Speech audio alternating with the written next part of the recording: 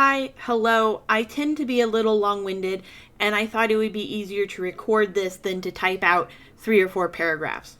So, let's talk a few things. Number one, I'm going to talk materials. It looks like this might have been done with just a regular pencil, which is fine. You know, use the art supplies you have. I would recommend looking into getting a set of art pencils. They're available at Walmart, Target, most of those stores. You'll notice that they have H's, which means the lead is hard, and B's, which means the lead is soft.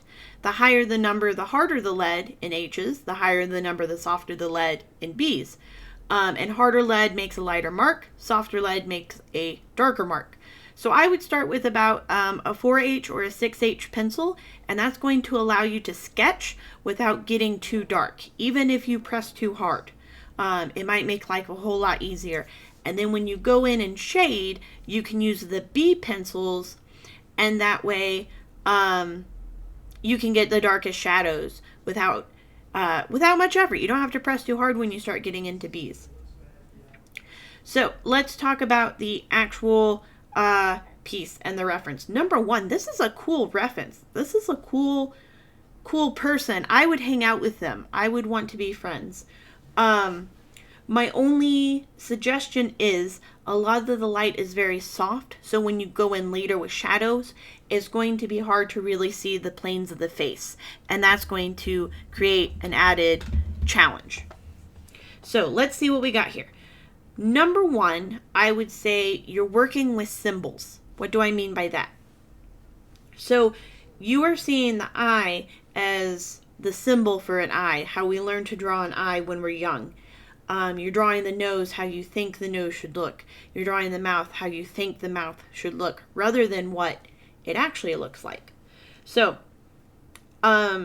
your eye, mouth, and nose are as if we are facing her from the front, but we are facing her from the side. And I'm going to point out a few things. It's hard because she has so many bright colors, but I'm going to pick this yellow up here to start.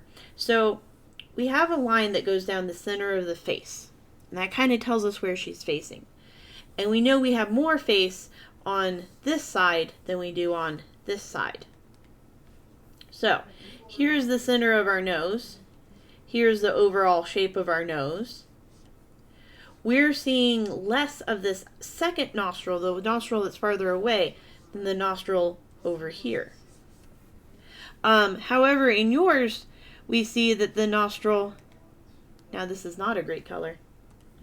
If we're drawing, the nostril is going to be over here. And the second one is mostly behind, the nose here. So a similar point will be that when we look at her mouth, here is the top of her cupid's bow, here's the center of her lips, here's the center of her lip below. So we have see more of her lips on this side than we do on this side. And then we'll come over to yours. So here's the center of the nose. That's where the cupid's bow is. And then the center of our lip will be here. Pulls out a little further.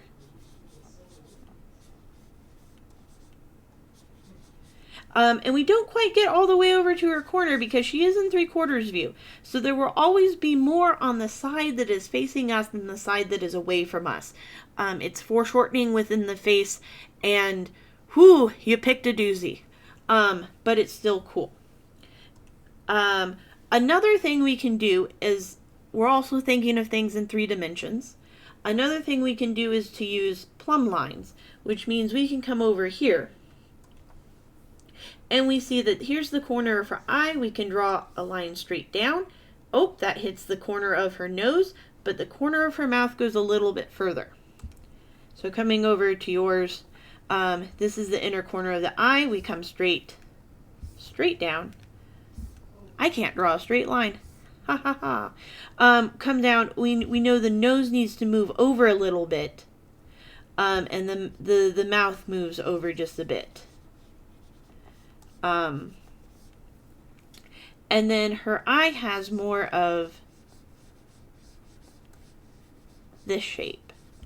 Now, when you're looking at a reference, there are a few things you will want to do. One is if your reference is far enough away, I recommend holding your pencil out at arm's length and using it as a way to measure things. So you can look at the eye and you put your thumb and you say, okay, this is how wide her eye is. And then you come over to yours and say, okay, this is how wide her eye is. You can also use parts of the face to measure other parts of the face. For example, there's an eye in between the two eyes, or at least the width of an eye. In addition to plumb lines to tell you where things are. Now, it looks like she is wearing contacts to make her irises look bigger. I would kind of rough that in about there. You know, her lips really aren't that big. So make that. It's one of the advantages of drawing digitally. You don't have to erase and redraw necessarily. Yeah, so be on the lookout. Are you drawing what you see? Are you drawing what is actually there? Or are you drawing a symbol? Are you drawing what you think should be there? I think that's what's happening in this drawing. So my next suggestion would be to use a smaller grid. I see you have grid lines here, which is a great way to see how things are relative to each other. I recommend also learning without a grid, but for now it will definitely get you somewhere good. Using a smaller grid will allow you to know, how many grid spaces is the nose, how many grid spaces is the eye, and sometimes this might be easier if you were to do it on your phone or online if you could find a way to do a grid that way. That's all I have.